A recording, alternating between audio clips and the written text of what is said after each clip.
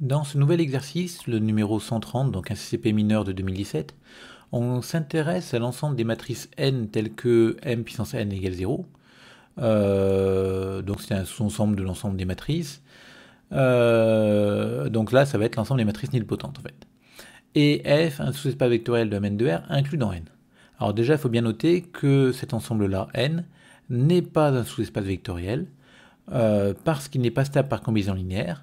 En effet, donc là je vais prendre n égale 2. Si on considère par exemple ces deux matrices-là, donc cette première matrice qui vérifie, appelons-la A au carré égale 0. Donc il suffit de faire le calcul.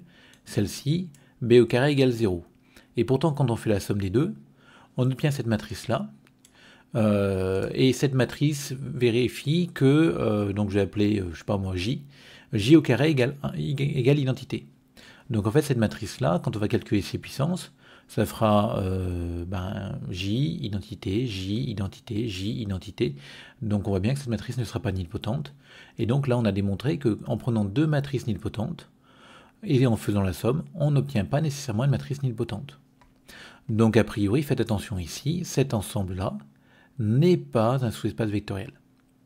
Bon, mais on a pris en tout cas F, un sous-espace vectoriel inclus dans N, donc sera un ensemble formé de matrices nilpotentes.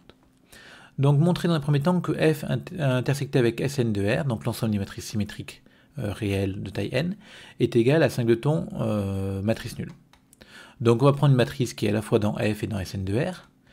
Donc on sait que m puissance n égale 0, parce que F est inclus dans l'ensemble n, donc voilà. Et on sait aussi que m est symétrique réel. Donc comme m est symétrique réel, on sait qu'elle est diagonalisable. Donc m s'écrit sous la forme PDP-1, où D est une matrice diagonale avec lambda 1, lambda n. Mais du coup, on a m puissance n qui va être égal à P D puissance n P-1, donc qui se démontre par récurrence immédiate.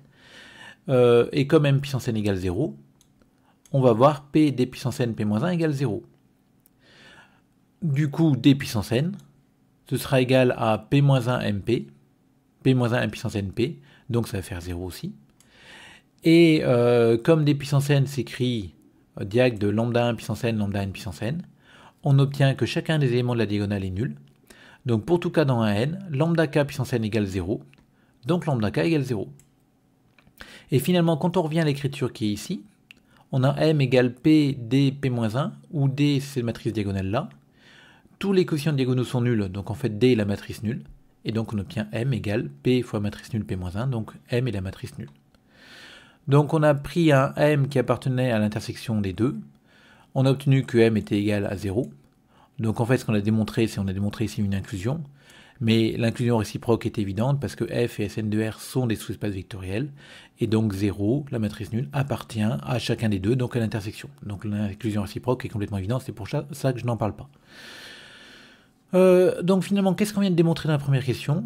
On vient de démontrer que f et Sn de R étaient en somme directe.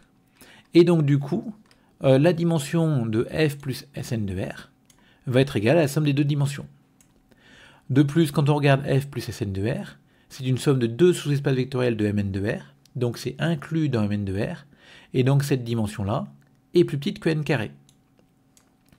Donc on obtient finalement que la dimension de f, en passant le Sn de R de l'autre côté, est plus petite que n carré moins la dimension de Sn de R. La dimension de Sn de R est bien connue, c'est nn plus 1 sur 2. Il faut savoir le retrouver. Mais c'est du cours. Et du coup, on obtient que ça fait n carré moins nn plus 1 sur 2. Et donc c'est bien égal à nn moins 1 sur 2. Et on a bien démontré que la dimension de f était plus petite que n facteur de n moins 1 sur 2.